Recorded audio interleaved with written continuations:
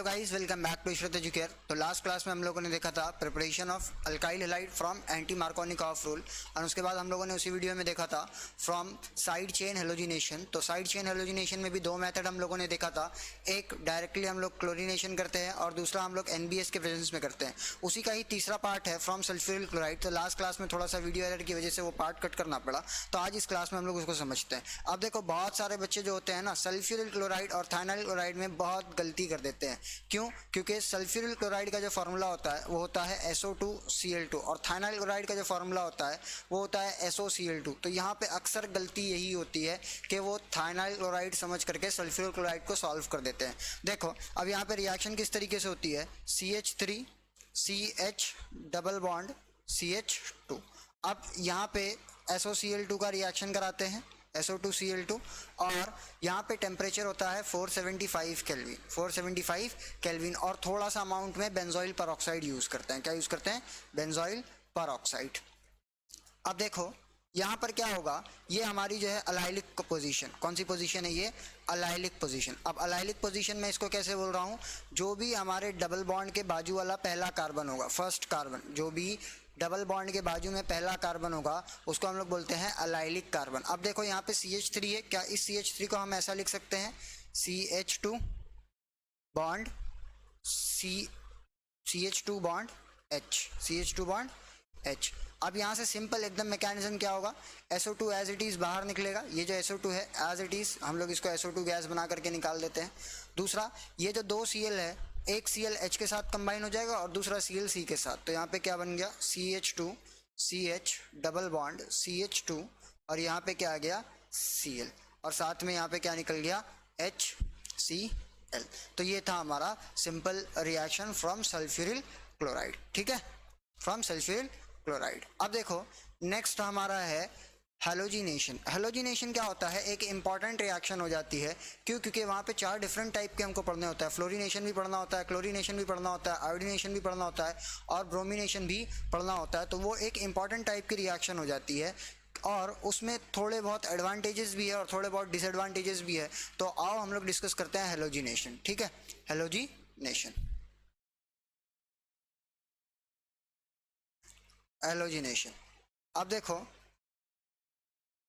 Halogenation में सबसे पहले मैं अगर इन शॉर्ट रिएक्शन समझा दूँ आपको एकदम एग्जांपल में, एक जनरल रिएक्शन समझ लेते हैं हम लोग। RH होता है X2 रिएक्शन करेगा इसके साथ RH प्लस X2। ठीक है, यहाँ से एक H, यहाँ से एक X बाहर निकलेगा, R X प्लस HX यहाँ पे बनेगा, क्या बनेगा, HX। अच्छा, अब ये रिएक्शन किसके प्रेजेंस में होगी, तो ध्यान रखना ये जो रिएक्शन होती है ये होती है फ्री रेडिकल मैकेनिज्म। क्या होती है? Free radical mechanism. अब फ्री रेडिकल मैकेनिज्म है तो जनरली फ्री रेडिकल मैकेनिज्म किसके प्रेजेंस में होती है, लाइट के प्रेजेंस में। किसके प्रेजेंस में? लाइट के प्रेजेंस में। तो ये रिएक्शन भी जो है हमारी वो किसके प्रेजेंस में होगी, लाइट के प्रेजेंस में। ठीक है, अब आइए हम लोग इस रिएक्शन का मैकेनिज्म समझते हैं। क्या समझते हैं? एक मैकेनिज्म जनरल समझ लेते हैं, बाकी सबका सेम ही होगा। अब देखो मैकेनिज्म में क्या होता है, जैसे मान लेता हूँ मैं मैकेनिज्म में क्लोरीन के लिए बता रहा हूँ मैकेनिज्म। देखो मैकेनिज्म कौन सा है, free radical mechanism, free radical mechanism. तो फ्री रेडिकल मैकेनिज्म हम सबको पता है 3 पार्ट में होता है, 3 स्टेप में। कितने स्टेप में? 3 स्टेप में। एंटी मार्कोनिकॉफ रूल में हम लोगों ने समझा है। तीनों स्टेप कौन कौन से हैं ज़रा याद कीजिए। सबसे पहले स्टेप में क्या होता है, रेडिकल का जनरेशन होता है। किसका जनरेशन होता है? रेडिकल का जनरेशन। तो उसको क्या बोलते हैं, इनिशिएशन। क्या बोलते हैं? इनिशिएशन। इनिशिएशन में क्या होता है, फ्री रेडिकल बनना। क्या बनना? फ्री रेडिकल का बनना, है ना, बनना। दूसरा स्टेप क्या होता है, प्रोपोगेशन। क्या होता है? प्रोपोगेशन। प्रोपोगेशन का मतलब क्या होता है, अनदर रेडिकल, या ऐसा मैं बोल सकता हूँ एक रेडिकल को यूज करते हुए दूसरा रेडिकल बनाना। क्या बनाना? दूसरा रेडिकल। और लास्ट स्टेप क्या होता है हमारा, टर्मिनेशन। क्या होता है? टर्मिनेशन। टर्मिनेशन का मतलब क्या हो गया, ऐसा मैं बोल सकता हूँ फ्री रेडिकल को क्लोज करना, closure of radical, free radical को क्लोज करना। ये हमारा 3 स्टेप होता है। तो देखो सबसे पहला स्टेप हमारा क्या होगा, यहाँ पे इनिशिएशन होगा। सबसे पहला स्टेप, स्टेप 1।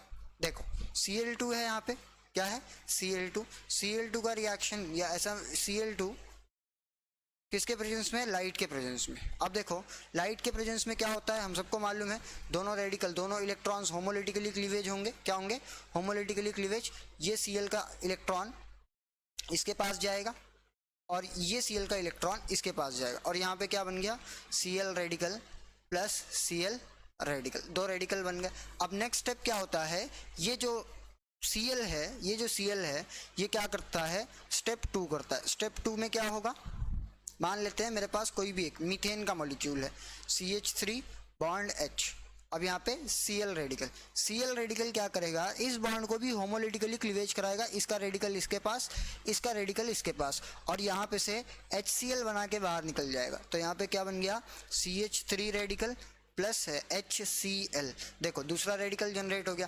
अब लास्ट स्टेप होता है स्टेप 3। स्टेप 3 में क्या होगा, ये जो CH3 रेडिकल है ये क्या करेगा, Cl रेडिकल के साथ कंबाइन हो जाएगा, और यहाँ पे क्या बनेगा, CH3Cl। ध्यान रखना स्टेप 3 में ही एक और रिएक्शन भी पॉसिबल है, ये Cl रेडिकल और ये Cl रेडिकल आपस में कॉम्बिनेशन रिएक्शन भी शो कर सकते हैं, और हाइयर मॉलिक्यूल भी हमको मिल सकता है बनके CH3 बॉन्ड CH3। ठीक है, ये क्या कौन सा रिएक्शन है, ये कॉम्बिनेशन रिएक्शन। कॉम्बिनेशन रिएक्शन कर लेंगे और आपस में क्या दे देंगे, हाइयर एल्केन दे देंगे। क्या दे देंगे, हाइयर एल्केन। ऐसा नहीं है कि ये मेजर अमाउंट में बनेगा, लेकिन थोड़ा बहुत बनेगा, इसको ध्यान रखना है। ठीक है, तो पॉसिबल प्रोडक्ट यहाँ पे 2 होते हैं। अब देखो अब हम लोग सबसे पहले फ्लोरीनेशन पढ़ते हैं। क्या पढ़ते हैं, फ्लोरीनेशन।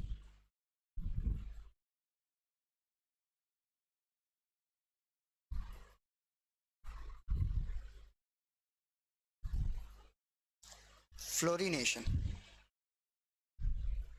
देखो फ्लोरीनेशन की अगर मैं बात करूं तो जिस तरीके से क्लोरीनेशन का रेडिकल मैकेनिज्म हम लोगों ने देखा, फ्लोरीनेशन ऐसा रिएक्शन नहीं होता है, reaction does not take place, reaction does not take place. अब सर इसका रिएक्शन क्यों नहीं होता, क्योंकि भाई जो फ्लोरीनेशन की जो रिएक्शन होती है वो होती है हाईली एक्सोथर्मिक। क्या होती है, हाईली एक्सोथर्मिक। अगर ये हाईली एक्सोथर्मिक है तो इसका मतलब इन प्रिपरेशन, या ऐसा मैं बोल सकता हूँ रिएक्शन के दौरान ब्लास्ट होने के चांसेस बहुत ज़्यादा होते हैं, इस वजह से ये रिएक्शन नहीं होती है।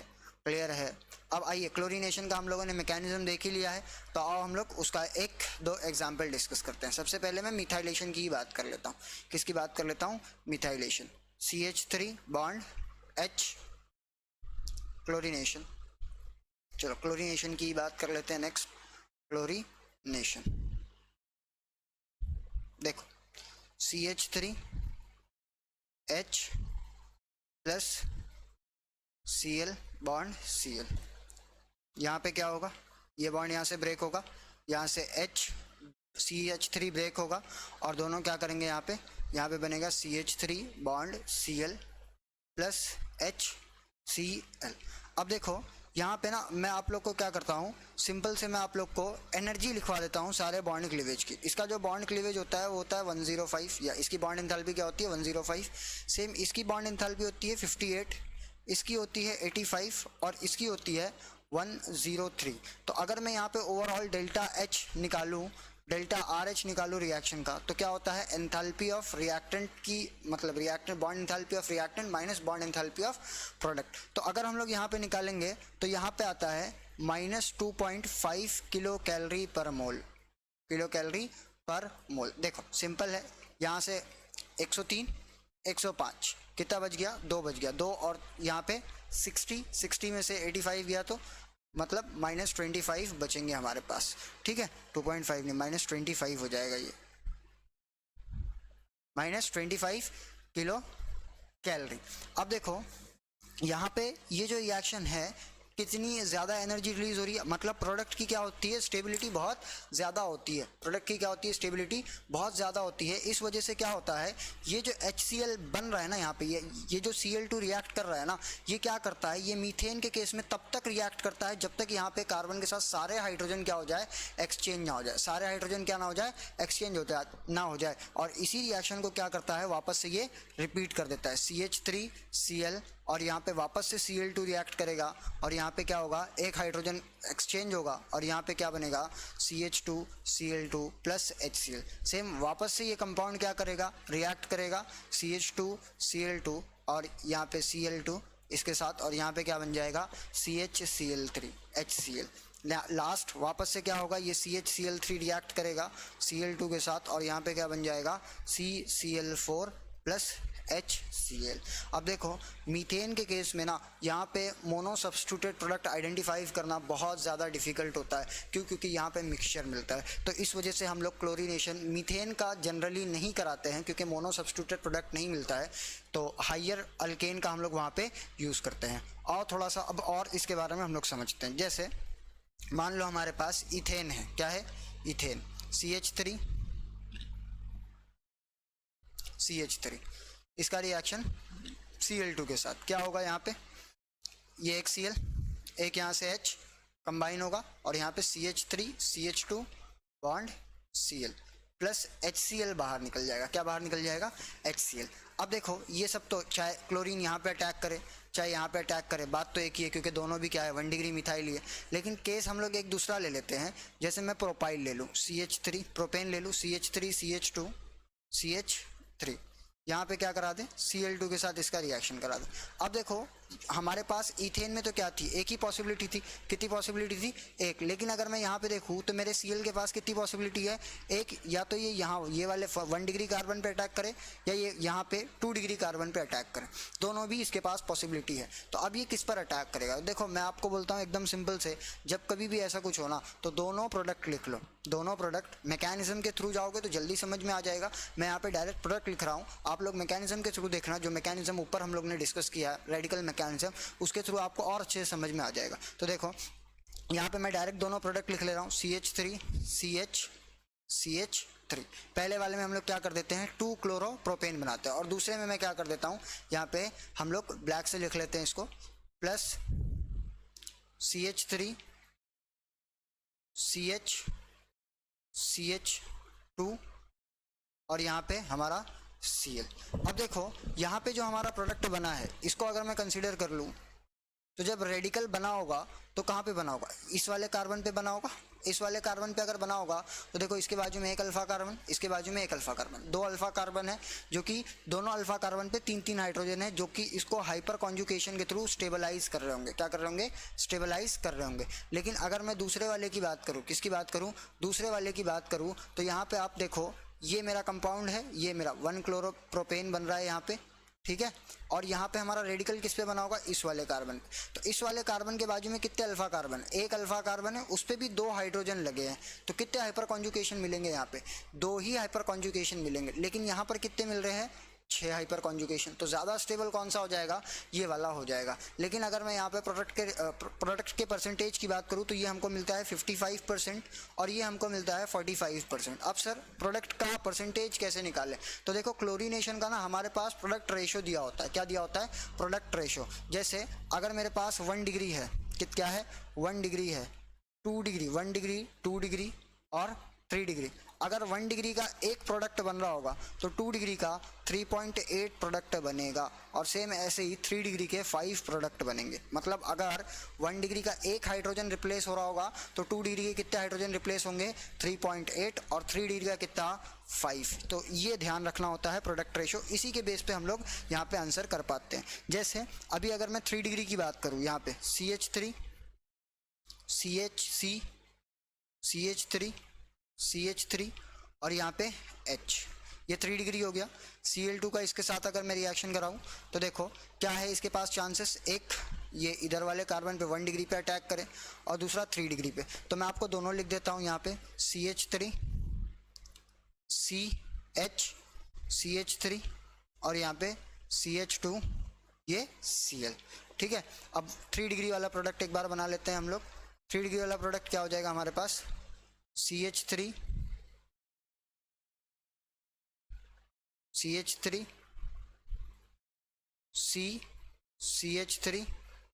CH3 और यहाँ पे क्या आ जाएगा, Cl।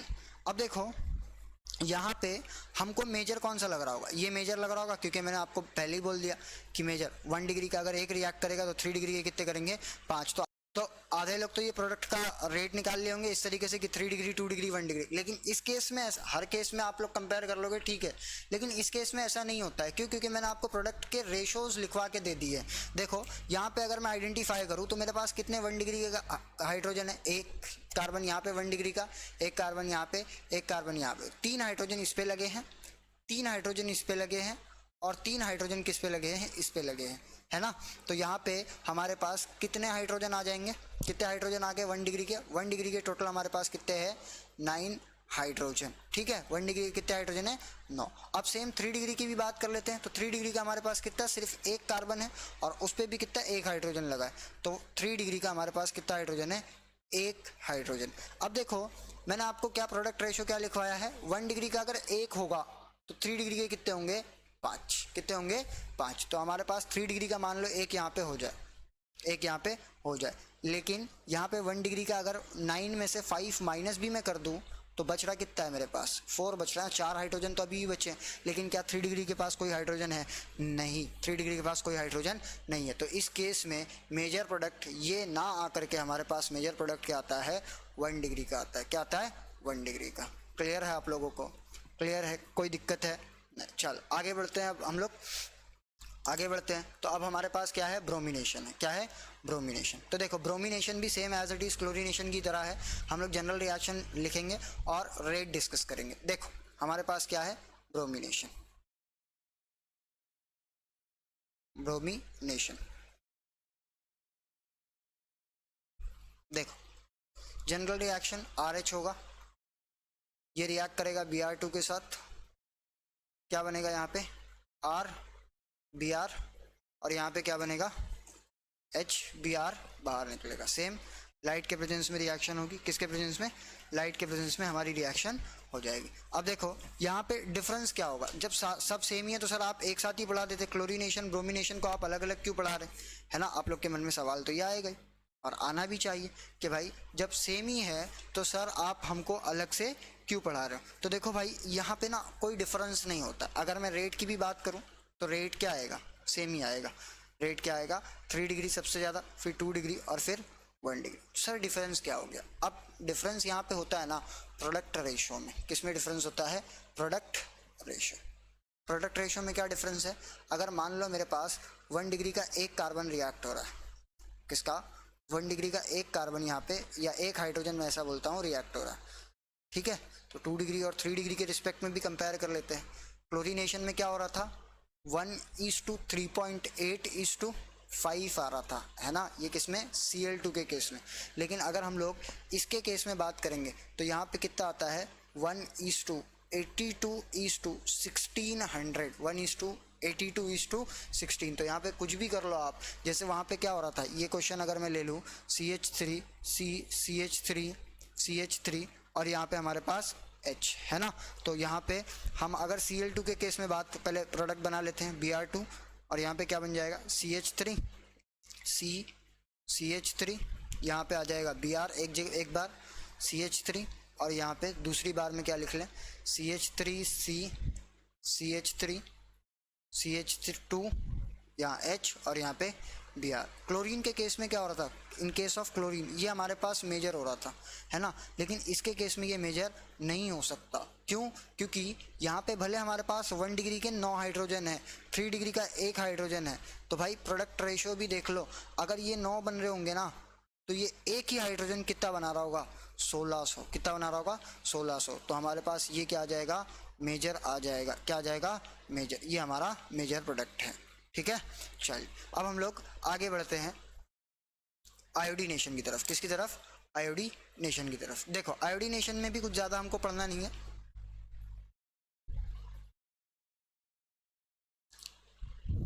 आयोडीनेशन में भी हम लोग को कुछ ज़्यादा नहीं पढ़ना है। जैसे हमारे पास RH है, ये रिएक्ट करेगा I2 के साथ, और ये वापस क्या होगा, यहाँ से H और यहाँ से I, बन जाएगा प्रोडक्ट RI प्लस HI। लेकिन ये भी हम लोग जनरली नहीं कराते। क्यों नहीं कराते? क्योंकि आई का साइज़ इतना ज़्यादा होता है ना कि स्टेबल नहीं होता है, जिसके कारण ये क्या हो जाएगा, हमारे पास रिएक्शन रिवर्सिबल होने लगेगी। क्या होने लगेगी? रिवर्सिबल। तो इस वजह से हमारे पास ये आयोडीनेशन भी हम नहीं कराते हैं। तो ध्यान रखना है यहाँ पे क्लोरीनेशन और ब्रोमिनेशन में इंपॉर्टेंट क्या है। सबसे पहले तो वो ध्यान रख लो, जो प्रोडक्ट के रेशो है ना, प्रोडक्ट के रेशो वो याद कर लेना। मोस्ट इंपॉर्टेंट क्वेश्चन वहीं पे ही फंसता है। सब लोग पढ़ लेते हैं प्रोडक्ट रेशो से, लेकिन प्रोडक्ट निकालना नहीं जानते। ठीक है, तो आज के लिए बस इतना ही। कोई डाउट हो तो आप कमेंट सेशन में लिख दीजिए।